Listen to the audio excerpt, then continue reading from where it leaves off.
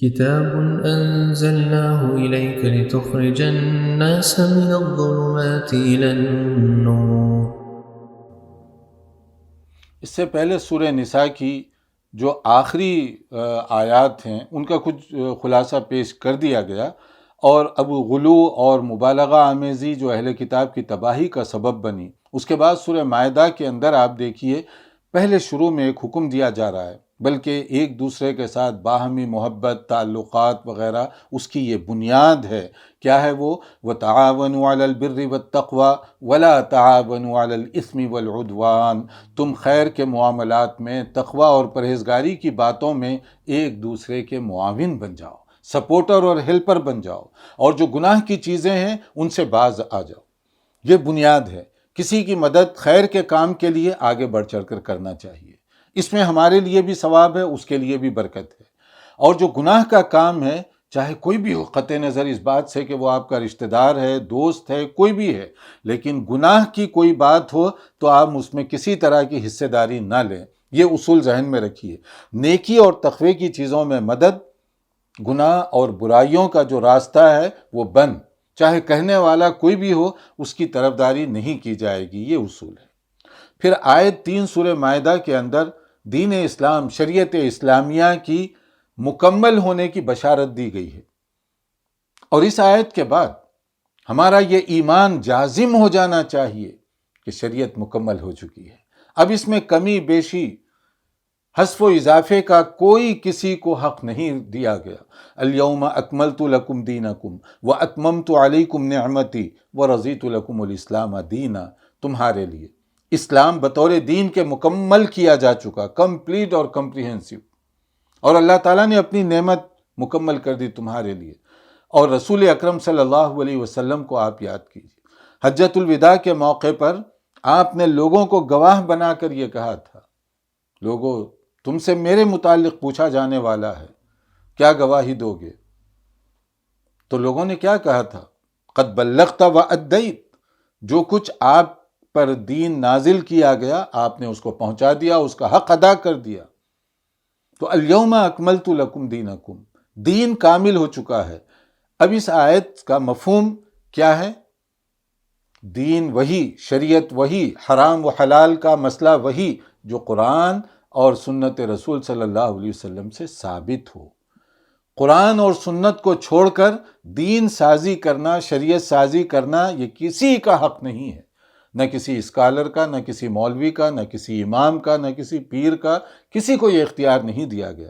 میں اور آپ پابند ہیں اس بات سے کہ جو دین نازل کیا گیا اس کو ایز اٹ از قبول کریں، کمی بیشی کے بغیر۔ دین کے اندر حذف و اضافے کا اختیار کسی کو نہیں، دین تو مکمل ہو چکا۔ اب رسول اکرم صلی اللہ علیہ وسلم کے بعد نہ دین میں کوئی چیز آگے جا سکتی ہے، نہ کوئی چیز اس سے واپس لی جا سکتی ہے۔ پھر آگے ایک اور جو چیز بتائی جا رہی ہے، وضو وغیرہ کے جو مسائل ہیں کہ نماز سے پہلے تم اپنے آپ کو تیار کرو، تو تیاری، پریپریشن، یہ بہت زیادہ ضروری ہے تاکہ نماز خشوع کے ساتھ ادا کی جا سکے، نماز کے اندر وہ روحانیت پیدا ہو سکے۔ اس کے لیے اگر آدمی تیار ہو، یعنی اس کا جسم، کپڑے، جگہ صاف ستھری ہو، پاکیزہ حالت میں وہ اللہ کے حضور اپنے آپ کو پیش کرے، اور ایک توجہ کے ساتھ وہ نماز ادا کرے جس سے وہ خشوع پیدا کر سکتا ہو نماز کے اندر۔ پھر اسی طرح سے تیمم وغیرہ کی کچھ باتیں بتائی گئیں جس کا اس سے پہلے بھی ذکر ہو چکا ہے کہ یہ ایک رعایت ہے، کنسیشن ہے جو شریعت اسلامیہ میں دیا جا رہا ہے، جس سے مسائل کی روح کو ہم سمجھ سکتے ہیں کہ یہ نہیں ہے کہ خواہ مخواہ لوگوں کو تکلیف پہنچائی جائے، بلکہ اس کا مقصد یہ ہے کہ لوگ دین پر آسانی کے ساتھ، بغیر کسی جبر و اکراہ کے، مشقت کے، پرابلم کے عمل کر سکیں۔ اللہ تعالیٰ نے اس دین کو بڑا آسان بنایا ہے، لہٰذا ہمیں بھی چاہیے کہ جو دین آسان بنایا گیا اپنی وجہ سے، اپنی طرف سے اس کو مشکل نہ بنائیں۔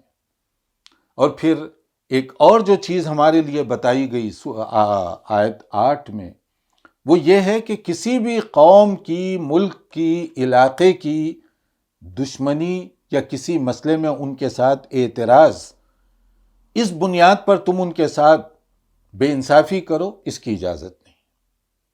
انصاف، عدل ہمیشہ ہر ایک کے ساتھ، حتیٰ کہ مخالفین کے ساتھ بھی، جن کو تم پسند نہیں کرتے ان کے ساتھ بھی۔ جن کو تم پسند کرتے ہو، دوست احباب، ان کے ساتھ تو آدمی کر ہی لے گا، لیکن کسی وجہ سے کسی کے ساتھ اس کی انبن ہے، ناراضگی ہے، اس کے ساتھ بھی انصاف اور عدل کا معاملہ کرنے کی ہمیں بات بتائی گئی۔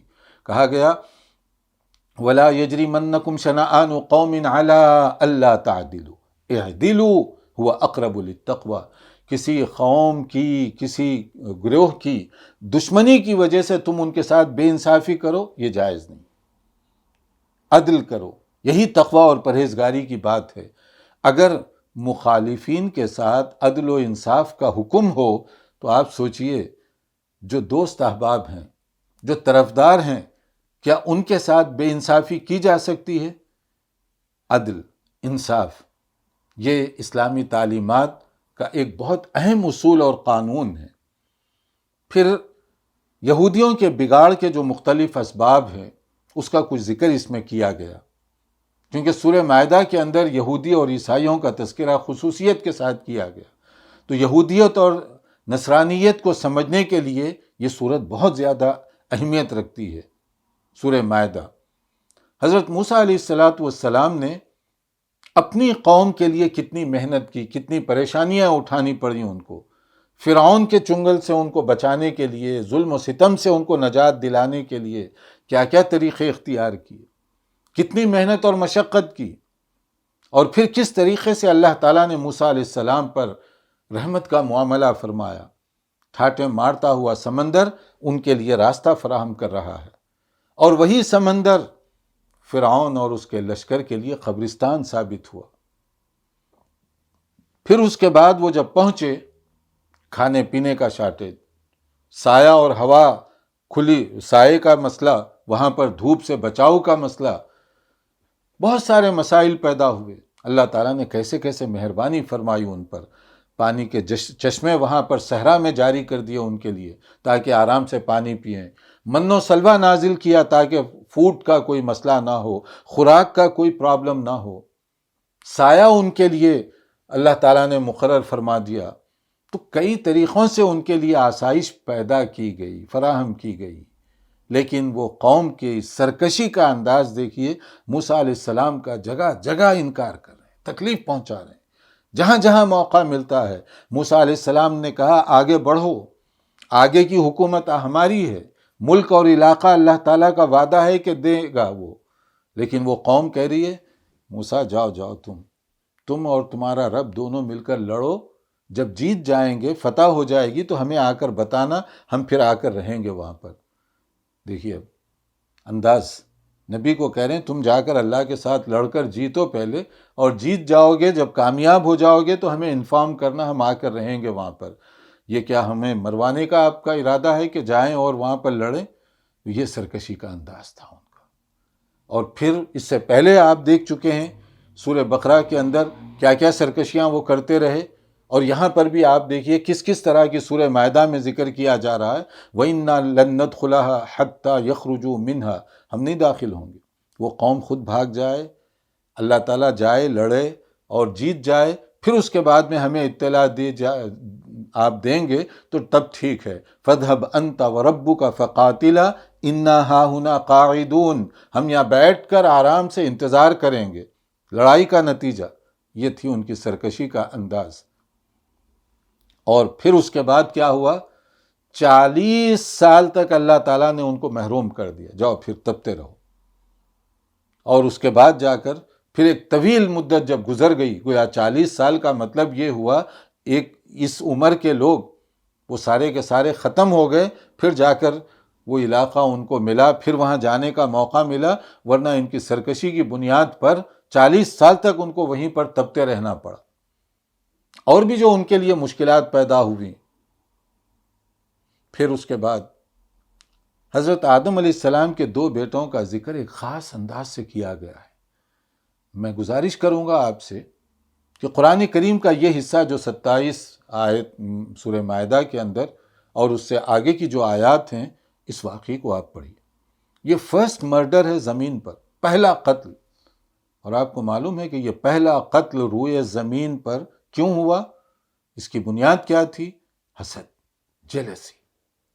یہ ایک ایسی بیماری ہے، ایسا روگ ہے جو کسی دل میں اگر آ جائے حسد، تو وہ نہ بھائی کو دیکھے گا، نہ رشتہ دار کو دیکھے گا، نہ قریبی کو دیکھے گا۔ اور پھر یہ ایسی بیماری ہے کہ جس دل میں یہ پیدا ہو حسد کی آگ، وہاں نیکیاں جگہ نہیں بنا سکتی۔ آدمی نیکی کرے گا، حسد کی آگ جلا کر راکھ کر دے گی اس کی نیکی کو۔ تو مومن کا جو دل ہے حسد اور بغض سے پاک و صاف ہونا چاہیے۔ اب آپ دیکھیے یہاں کیا ہوا، وَاتْلُ عَلَيْهِمْ نَبَأَ ابْنِ آدَمَ بِالْحَقِّ، دو بیٹے ہوں آدم علیہ السلام، یعنی دو بھائیوں کی بات ہو رہی ہے۔ انہوں نے قربانی پیش کی اور وہ قربانی ایک کی قبول ہوئی، دوسرے کی رد کر دی گئی، ریجیکٹ ہو گئی۔ اب جس کی قربانی رد ہو گئی وہ آ گیا حسد میں، اپنے وہ بھائی کے خلاف جس کی قربانی قبول ہوئی تھی، کہا کہ میں تمہیں قتل کر دوں گا۔ اس نے کہا یہ عجیب بات ہے، اگر میری نیکی قبول ہو رہی ہے تو آپ بھی اپنے عمل کو ٹھیک کر لیں تاکہ آپ کی نیکی بھی قبول ہو جائے۔ یہ کیا بات ہوئی کہ میری نیکی قبول ہوئی تو آپ مجھے قتل کی دھمکی دے رہے ہیں؟ لیکن حاسد کبھی اس طرح گہرائی سے جا کر نہیں سوچتا۔ حاسد کا تو مقصد یہی ہوتا ہے کہ جس سے وہ حسد کر رہا ہے اس کو نقصان پہنچے، وہ جلے، وہ مرے، اس کی گاڑی کا ایکسیڈنٹ ہو، یعنی منفی رجحان، نیگیٹو تھنکنگ ہوتی ہے، یہی تو حسد کی بیماری ہے۔ تو اس نے کہا کہ نہیں، پھر اس کے بعد میں اس نے پلان بنایا اور اس کو قتل کر دیا۔ بھائی نے بہت سمجھانے کی کوشش کی مگر وہ نہیں مانا، حسد کی آگ جو اس کو پاگل کی ہوئی تھی۔ اب جب قتل ہو گیا، غصہ ٹھنڈا ہوا، اب سوچنے لگا اوہو میں نے کیا کر دیا، اپنے بھائی کا قتل کر دیا۔ پھر اس کے بعد اب مسئلہ پیدا ہوا کہ اس کی ناش کو کیا کریں، وہ بھی نہیں معلوم تھا، دفن وغیرہ کیسے کیے کرتے ہیں۔